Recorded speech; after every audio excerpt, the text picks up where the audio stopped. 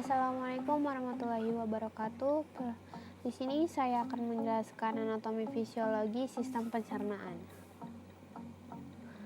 Sistem pencernaan atau sistem gastrointestinal, saluran panjang atau kurang lebih 9 meter yang terlibat dalam proses pencernaan makanan mulai dari mulut sampai dengan anus.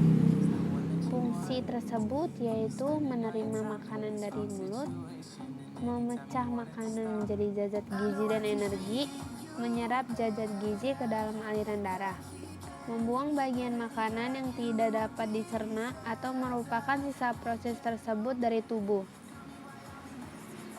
Berikut adalah bagi-bagiannya mulai dari mulut, lidah, rongga mulut, faring, esofagus, lambung stoma, empedu, usus halus, usus besar, rektum, sampai dengan ke anus. Dan di sini juga ada gambar dari duodenum dan jejunum.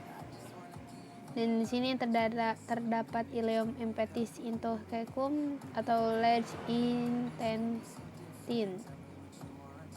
Nah, kita akan membahas mulut. Mulut merupakan suatu rongga terbuka tempat masuknya makanan dan air. Mulut merupakan jalan masuk untuk sistem pencernaan. Rongga mulut dilengkapi dengan alat pencernaan, gigi, dan lidah, serta kelenjar pencernaan untuk membantu pencernaan makanan. Mulut terdiri dari dua bagian. Yang pertama itu bagian luar, vestibula, ruang di antara gusi, gigi, bibir, dan pipi. Bagian dalam yaitu rongga yang batasi sisinya oleh tulang maksilaris, plantum, dan mandibularis di sebelah belakang bersambung dengan faring. Nah, plantum juga terdiri dari plantum durum atau plantum keras, tersusun atas tajuk-tajuk plantum dari sebelah depan tulang maksilaris. Plantum mole atau plantum lunak terletak di belakang yang merupakan lipatan menggantung yang dapat bergerak, terdiri dari jaringan fibrosa dan selaput lendir. Bibir, pipi, dan tonsil. Pipi yaitu dinding yang membentuk rongga mulut bagian samping, terdiri dari lapisan kulit subkutan yang berisi lemak serta otot wajah yang membantu dalam menghancurkan makanan. Bagian dalam pipi yang lembab dan tersusun dari epitel squamosa yang berlapis-lapis. Nah, bibir juga bagian yang membantu dalam proses berbicara, menghisap, dan menjajah makanan tetap berada dalam mulut. Tiap bibir tersambung dengan membran mukosa labial frenulum. Bibir berwarna kemerahan karena adanya pembuluh darah yang menutupi permukaan bibir. Rongga mulut berhubungan dengan orofaring, maukium yang terdapat dua lengkungan atau palatopharyngeal dan palatoglossal. Di antara kedua lengkungan terdapat jaringan limfoid atau tonsil. Nah, berikut adalah bagian dari labium sphericus, vestibulum oris, arcus palatoglossus, arcus palatopharyngeus, ada isthmus faucium, cavitas oris propria, vestibulum oris, terus ada frenulum labii superioris, palatum durum, palatum mole, uvula, transila palatina, dorsum linguae, frenulum labii inferioris, labium inferius. Selanjutnya ada gigi. Makanan dihasilkan gigi yang berjumlah 32 buah. Di sini juga ada bentuk-bentuk gigi dan jumlahnya, dan juga ada letak dan fungsi. Yaitu yang pertama seri, 4 buah yang di atas dan 4 buah yang di bawah. Letaknya bagian depan memotong dan menggunting makanan. Ini yang gigi yang berada di depan yang untuk menggigit makanan. Selanjutnya ada taring, 2 buah di atas dan 2 buah di bawah. Letaknya di sudut mulut dan berbentuk runcing untuk mencabik makanan. geraham kecil 4 buah di atas dan 4 buah di bawah. Letakkan di belakang gigi taring, menghaluskan makanan bersama geraham. Geraham besar 6 buah di atas dan 6 buah di bawah. Letaknya belakang gigi geraham kecil untuk menggiling makanan. Nah, ini adalah bentuk dari gigi seri, gigi taring, gigi samping. Nah, ini yang dimaksud dengan gigi seri, dan ini termasuk gigi taring. Ini gigi bagi gigi dewasa. Selanjutnya ada lidah. Lidah memiliki peran mengatur letak makanan dalam mulut yang berfungsi mengecap rasa makanan, memindahkan makanan pada saat dikunyah, membantu menelan makanan. Fungsi pengancap pada lidah disebut papila. Lidah yang merasakan manis di ujung lidah, peka dalam asam dan manis di pinggir lidah, peka rasa pahit di pangkal lidah. Nah, ini adalah di mana yang mengecap rasa asin, pengecap rasa asam, pengecap rasa manis, pengecap rasa pahit, pengecap rasa yang lain. Nah, di sini juga ada 4 jenis papillae pada lidah. Yang pertama papillae filiformis, yang kedua papillae fusiformis, yang ketiga ada papillae foliatae, ada papillae circumvallate. Nah, ini adalah bentuk-bentuknya di bagian lidah. Selanjutnya ada kelenjar ludah. Manusia memiliki 3 kelenjar saliva. Yang pertama kelenjar tiroid, yang kedua kelenjar sublingual, yang ketiga kelenjar submandibular. 3 kelenjar saliva tersebut menghasilkan saliva setiap harinya sekitar 1-2,2 liter saliva. Kandungan saliva pada manusia yaitu air, mukus, enzim amilase, zat antibakteri. Nah, apa sih fungsi saliva? Yang pertama itu melumasi rongga mulut dan makanan, memudahkan makanan untuk dikunyah oleh gigi dan dibentuk menjadi bolus. Mempertahankan bagian mulut dan lidah agar tetap lembab sehingga memudahkan lidah bergerak untuk berbicara. Mengandung ptyalin dan amilase, enzim yang dapat mengubah poliskarida atau fatty glikogen agarosa dan selulosa menjadi disakarida, sukrosa, laktosa, dan maltosa. Memberikan rasa nyaman di mulut dan mencegah iritasi, mencegah terbentuknya karis gigi dan bau mulut. Zat buangan akan diekresi ke dalam saliva seperti obat, virus logam, dan lain-lain. Sebagai zat antibakteri dan antibodi yang berfungsi untuk memberikan rongga oral dan membantu memelihara kesehatan oral serta mencegah kerusakan gigi. Selanjutnya ada faring. Rongga yang menghubungkan rongga mulut dan esofagus. Bagian faring itu ada nasofaring, orofaring, dan laryngofaring. Esofagus atau kerongkongan, saluran berbentuk tabung berotot yang menghubungkan rongga mulut dengan lambung. Saluran yang dilalui sewaktu makanan mengalir dari bagian mulut ke dalam lambung. Panjangnya kurang lebih 20 sampai 25 cm, berdiameter 2 cm. Fungsinya menyalurkan makanan ke lambung. Makanan berjalan melalui esofagus menggunakan proses peristaltik. Gerakan peristaltik atau gerakan melebar, menyempit, menggelombang, dan meremas-remas agar makanan terdorong ke dalam lambung. Nah, ini adalah gerakan peristaltik. Ini adalah contoh makanannya. Ini dari kerongkongan hingga ke lambung. Selanjutnya ada lambung. Organ pencernaan atau organ berongga yang bentuknya seperti huruf J atau kubah. Terletak di kuadran kiri bawah abdomen. Dalam menampang makanan 1-2 liter makanan untuk ke lambung melalui otot berbentuk cincin atau sphincter yang dapat membuka dan menutup. Fungsi utamanya itu menyimpan makanan yang sudah bercampur dengan cairan yang dihasilkan lambung dan enzim-enzim. Nah, lambung juga dibagi menjadi 3 bagian. Yang pertama itu ada kardiak. Bagian atas berdekatan dengan sphincter. Yang kedua ada fundus.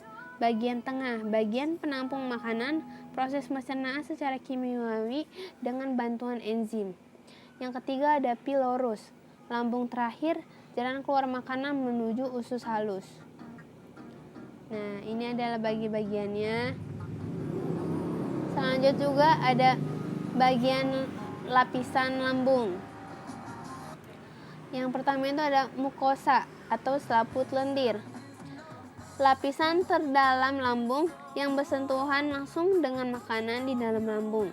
Selanjutnya ketiga, perut kosong. Mukosa terbentuk seperti gerigi, terdiri dari rugae atau dinding-dinding yang berkerut. Rugae ini akan mempipih saat lambung dipenuhi oleh makanan. Lapisan glukosa ini menghasilkan dua zat pencernaan, yaitu asam klorida dan pepsin untuk membantu lambung dalam pencernaan makanan. Selanjutnya ada submukosa, lapisan lambung yang terdiri dari jaringan ikat. Jaringan ikat tersebut mengandung pembuluh darah, pembuluh getah bening, sel-sel saraf, dan sel serat tubuh. Yang ketiga ada muscularis propria atau muscularis externa, lapisan lambung yang menutupi submukosa. Muscularis propria terdiri dari 3 lapisan otot sekaligus, diantaranya lapisan otot melingkar memanjang dan menyorong yang membantu pencernaan makanan dengan enzim pencernaan. Selanjutnya ada serotosa, lapisan terluar lambung yang berfungsi untuk melindungi lambung dari gesekan dengan organ lainnya. Lapisan serosa disebut juga dengan peritoneum visceral. Ini adalah bentuk-bentuk dari mukosa, submukosa, muscularis externa, dan serosa. Nah, makanan akan masuk ke lambung melalui sphincter. Sphincter dapat terbuka dan menutup untuk mencegah masuknya kembali si lambung ke dalam esofagus. Sel-sel yang melapisi lambung yang pertama itu ada lendir yang melindungi sel-sel lambung dari kerusakan oleh asam lambung. Yang kedua ada asam klorida atau HCl, menciptakan suasana yang sangat asam, membantu pepsin. Pepsin adalah untuk memecah protein. Keasaman lambung yang tinggi juga berperan sebagai penghalang terhadap infeksi dengan pembunuh sebagai bakteri yang masuk. Yang selanjutnya ada usus halus. Posisi terletak di sentral bawah abdomen, panjang sekitar 3 meter dengan lebar 2,5 cm, disupport dengan lapisan mesenterika atau berbentuk seperti kipas, memiliki perubahan bentuk seperti berkelok-kelok karena adanya mesenterika. Mesenterika dilapisi pembuluh darah, pensyarafan, dan saluran limfa yang mensuplai kebutuhan dinding usus. Lapisan usus halus terdiri dari lapisan mukosa sebelah dalam, lapisan otot melingkar, musculus sirkuler, lapisan otot memanjang, musculus longitudinal, lapisan serosa sebelah luar. Nah, usus halus terdiri dari 3 bagian, yang terdiri dari usus 12 jari atau disebut duodenum, kurang lebih 25 cm, mencerna makanan dengan getah pankreas dan getah empedu. Usus kosong atau jejunum, kurang lebih 2,5 meter. Ujung penyerapan atau ileum kurang lebih 3,6 meter, membantu penyerap vitamin B12 dan garam-garam empedu. Yang berfungsi menerima sekresi hati dan pankreas, mengabsorpsi saripati makanan. Nah, selanjutnya ada usus besar atau kolon. Usus yang memiliki diameter lebih besar dari usus halus, panjang 1,5 meter, berbentuk seperti U terbalik. Usus besar terbagi menjadi 3, yaitu ada kolon ascendens, ada kolon transversum, ada kolon descendens.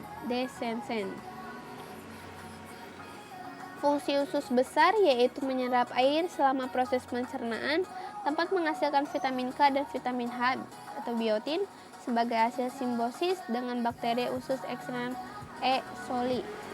Membentuk massa feses, mendorong sisa makanan hasil pencernaan atau feses keluar dari tubuh. Usus memiliki usus yang berupa umbel cacing. Infeksi pada organ ini disebut appendicitis atau radang umbai cacing. Selanjutnya ada rektum. Rektum adalah lubang tempat pembuangan fases dari tubuh. Sebelum dibuang lewat anus, fases akan ditampung terlebih dahulu pada bagian rektum. Apabila fases sudah siap dibuang, maka otot sphincter rektum akan mengatur pembukaan dan penutupan anus. Otot sphincter yang menyusun rektum ada dua, otot polos dan otot lurik. Selanjutnya ada organ aksesoris pencernaan. Yang pertama hati, kelenjar tubuh yang paling besar, beratnya sekitar 1,4 kg pada orang dewasa. Orang ini memiliki peran penting dalam metabolisme. Fungsi lainnya menyimpan glikogen, sintesis protein plasma, dan penetralan obat. Hati memproduksi bile dalam pencernaan. Hati terdiri dari lobus kanan dan lobus kiri.